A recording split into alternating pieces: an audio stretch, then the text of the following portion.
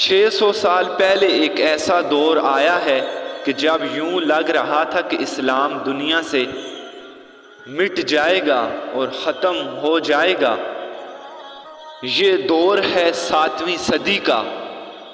زوال تو 5ویں صدی سے شروع ہو گیا تھا، جب مسلمان آپس میں لڑ لڑ کر حکومتوں کے غلام ہو گئے تھے۔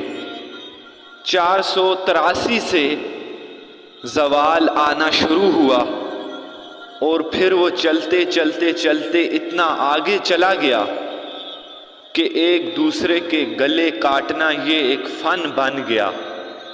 حکومت کی خاطر ذبح کرنا یہ ایک فن تھا۔ اسپین کا مسلمان بادشاہ تھا، وہ اپنے دشمنوں کی کھوپڑیوں کے مینار بنایا کرتا تھا اور ان کھوپڑیوں کو خالی کر کے ان میں مٹی ڈال کر ان میں پھول اگایا کرتا تھا۔ جب یہ ظلم و ستم شروع ہوا تو اللہ تعالیٰ نے تاتاریوں کا عذاب اٹھایا اور وہ چنگیز خان کی شکل میں ظاہر ہوا۔ صحرائے گوبی سے ایک فقیر اٹھا جس کا نام تموجن تھا، اور بعد میں اسے تاریخ نے چنگیز خان کا نام دیا ہے۔ یہ 564 ہجری میں پیدا ہوا ہے۔ یہ اتنا غریب تھا کہ چوہے مار کر کھایا کرتا تھا اور اتنا بے بس تھا جب اس کی بیوی کو دشمن اٹھا کر لے گئے تو یہ اسے واپس نہیں کرا سکا تھا۔ یہ اتنا بے بس تھا۔ جب اس کے دشمنوں نے اس کی بیوی کو واپس کیا تو اس کی بیوی حاملہ تھی۔ اس کا نام تھا تموجن اور بعد میں اسے تاریخ نے چنگیز خان کا نام دیا ہے۔ چنگیز خان جب وہ 40 سال کی عمر میں ہوا تو دنیا کا سب سے طاقتور بادشاہ بن چکا تھا، اور پھر مسلمان بادشاہ کیا، غلام کیا، رعایا کیا، سب اس کے غلام تھے۔ چنگیز خان نے تباہی کی آخری حدیں بھی توڑ دیں اور شہروں کے شہر خون سے لت پت کر دیے تھے، اور مسلمان آپس میں حنبلی، شافعی، حنفی، مالکی ایک دوسرے کو قتل کر رہے تھے۔ شیعہ سنی ایک دوسرے کو قتل کر رہے تھے۔ مسلمان ایک دوسرے کے خلاف ہی مناظرے کر رہے تھے۔ یہ دین رہ گیا تھا اس وقت جب یہ اللہ رب العزت نے چنگیز خان کا عذاب اتارا ہے۔ 317 ہجری میں ایک آیت پر کچھ حنبلی کچھ دوسرے مسلمان آپس میں اتنا لڑے کہ لڑ لڑ کر 300 آدمی ذبح کر دیے گئے۔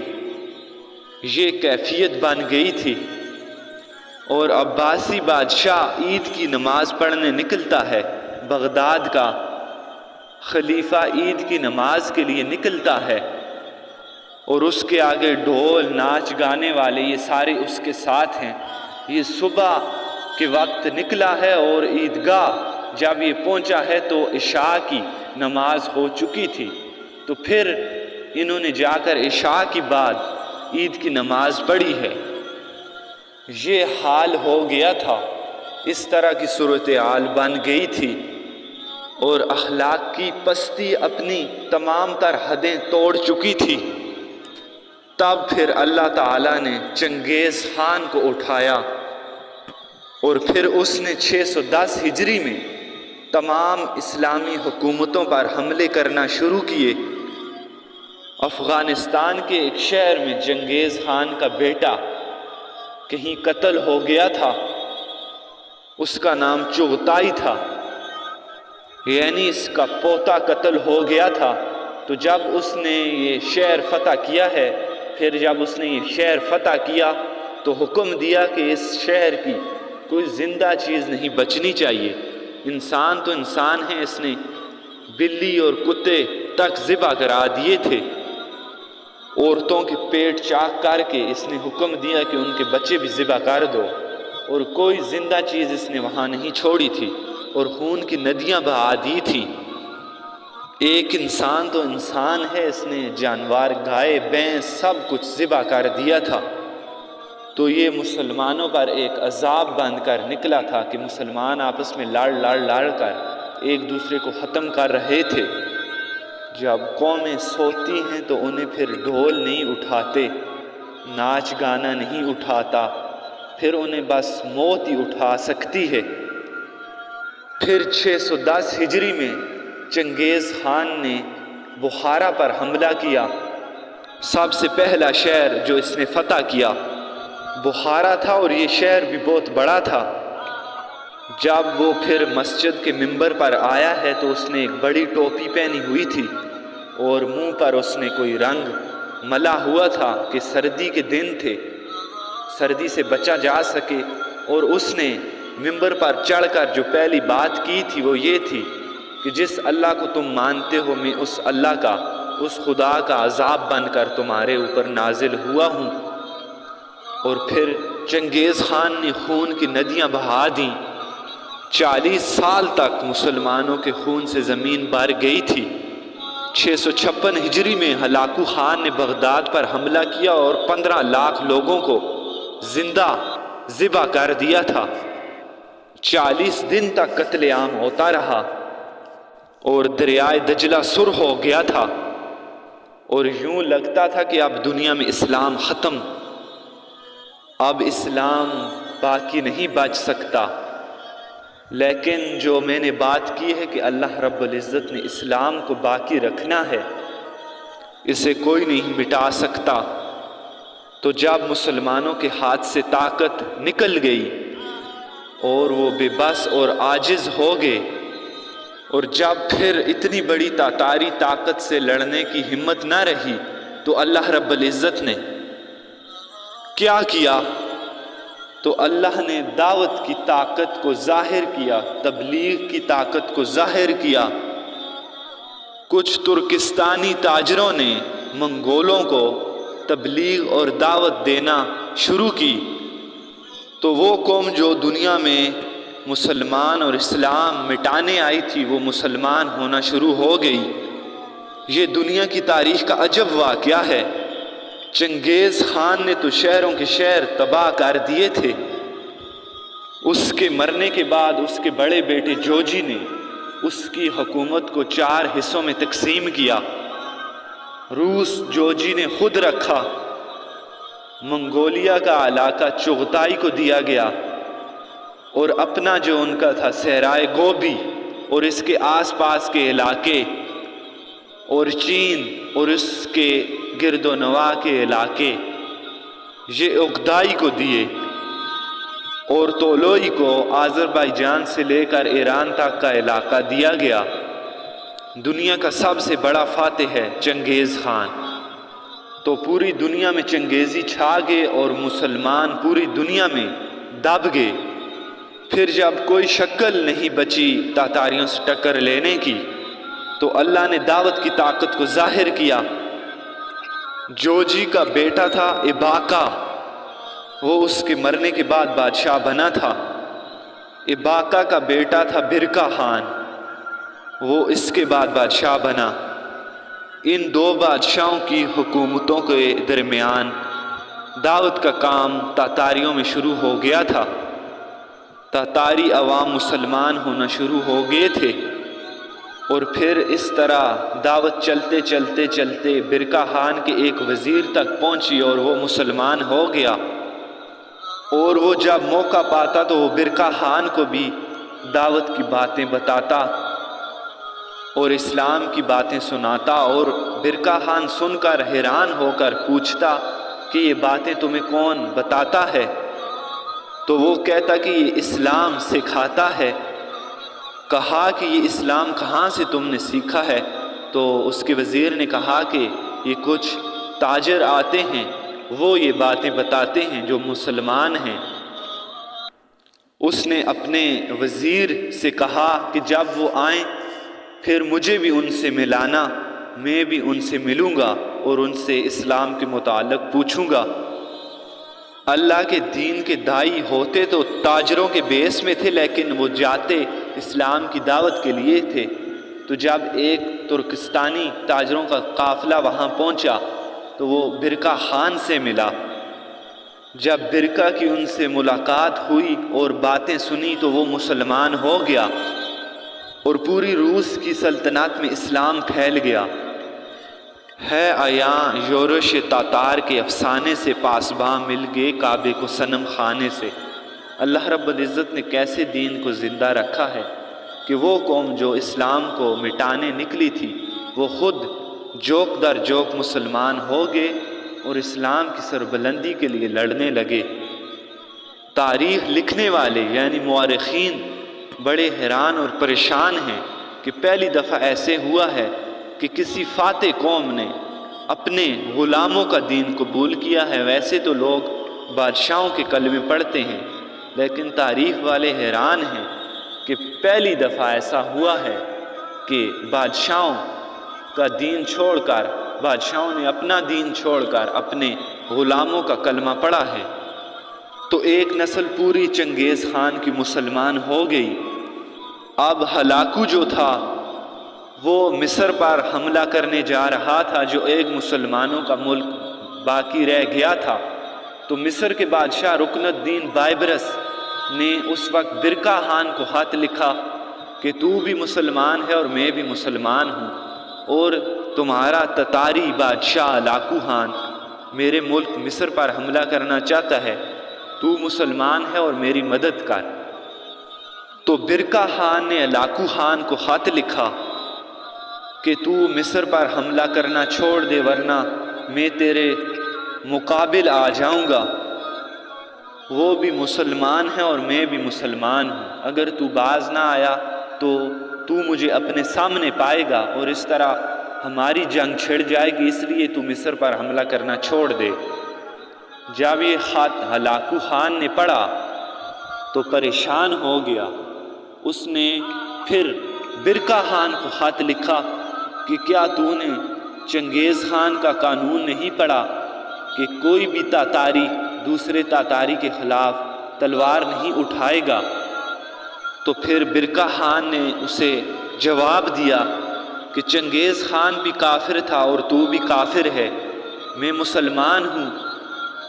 چنگیز خان نے جو بات لکھی تھی وہ کافروں کے لیے ہے، وہ میرے لیے نہیں۔ اگر تو نے ان پر حملہ کیا تو میں تجھ پر حملہ کر دوں گا۔ اب اللہ کا غیبی نظام چلا ہے اور اسلام کو کوئی نہیں مٹا سکتا۔ چنگیز خان کے 4 بیٹے ہیں، جوجی، اوکتائی، چغتائی اور طولوئی۔ ہلاکو خان طولوئی خان کا بیٹا تھا اور برقع خان اباقہ خان کا بیٹا تھا۔ اور جب ہلاکو خان کا لشکر نکلا ہے مصر پر حملے کے لیے تو یہ حقیقت تھی کہ اس لشکر کو کوئی روک نہیں سکتا تھا، مسلمانوں کے پاس اتنی طاقت نہیں تھی، رکن الدین بائبرس کے پاس اتنی طاقت نہیں تھی کہ ہلاکو خان کو روک سکے۔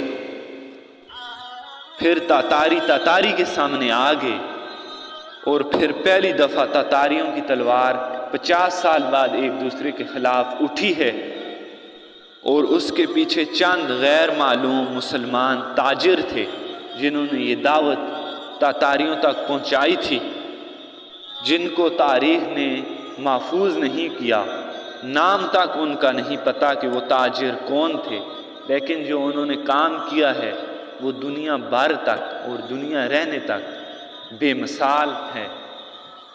اور پھر ایک خوفناک جنگوں کا سلسلہ شروع ہو گیا۔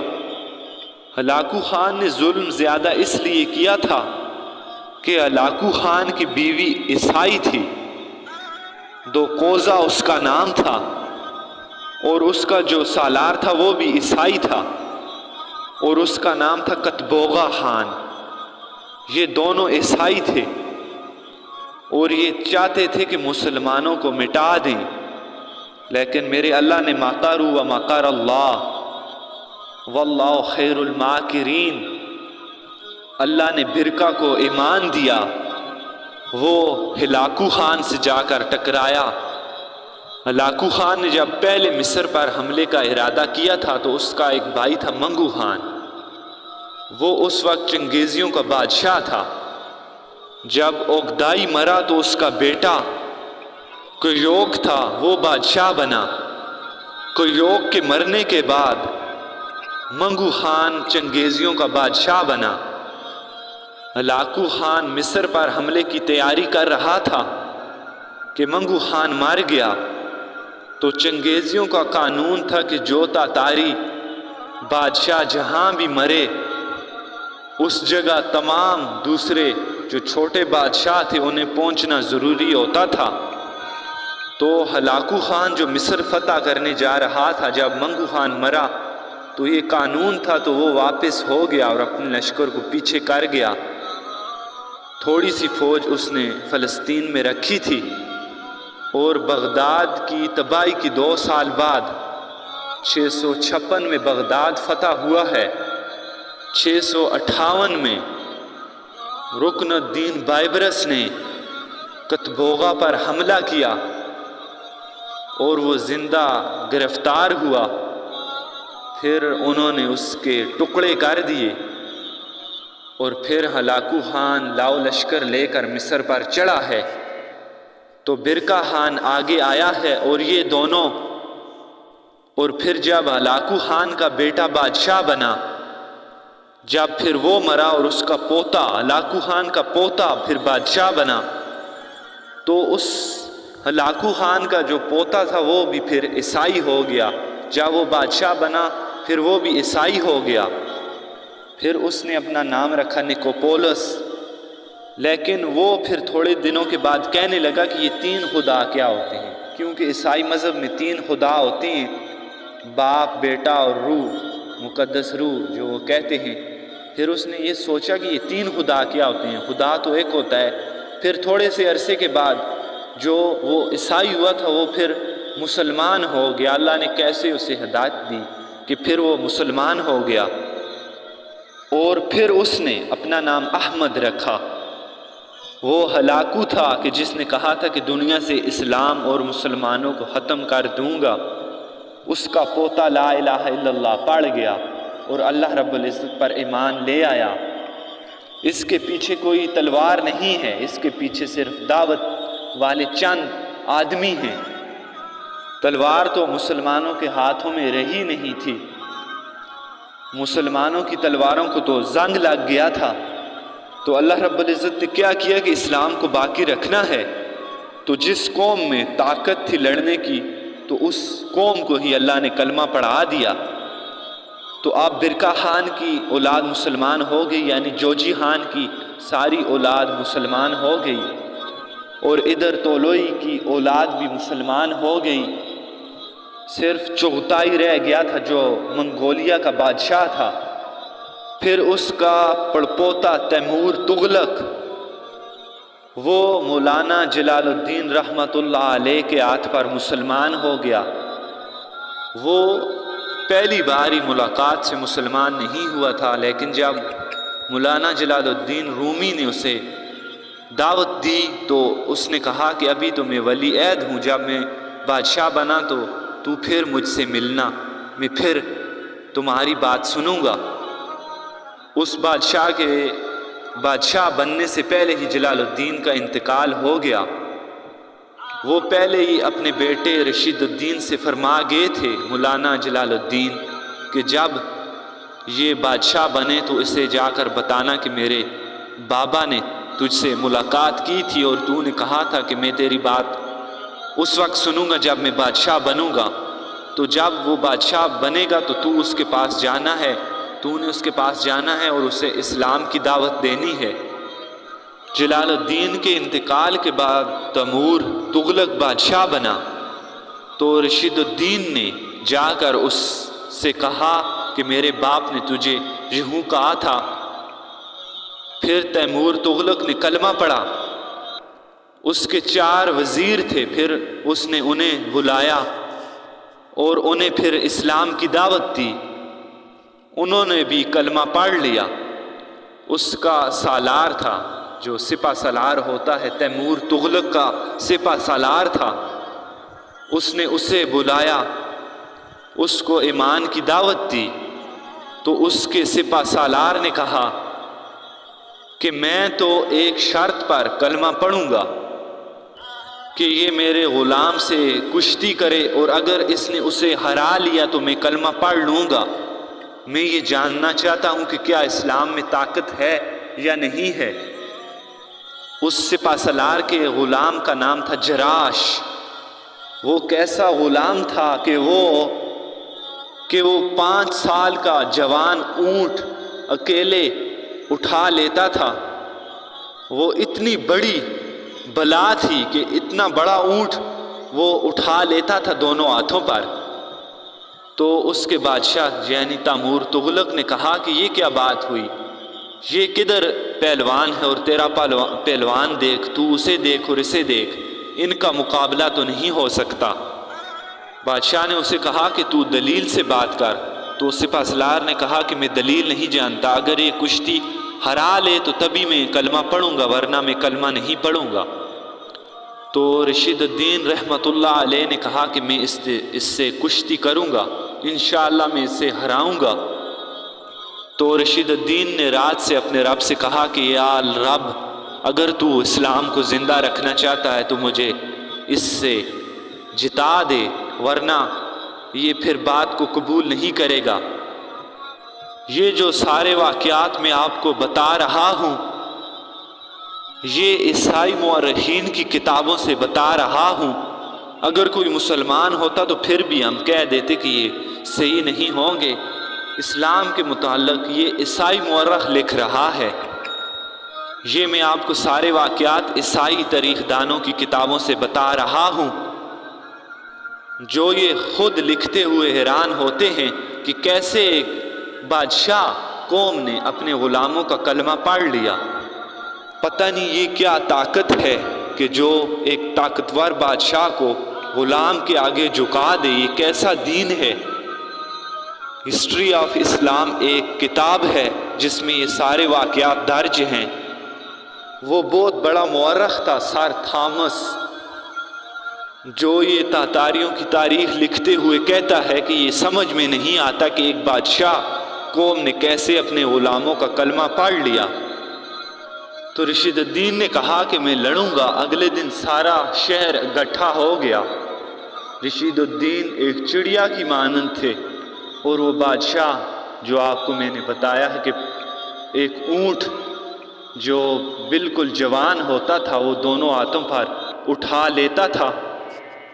سارے کہہ رہے تھے کہ یہ تو ابھی مارا جائے گا، کہ اس کے ساتھ اس کا مقابلہ کیسے ممکن ہے۔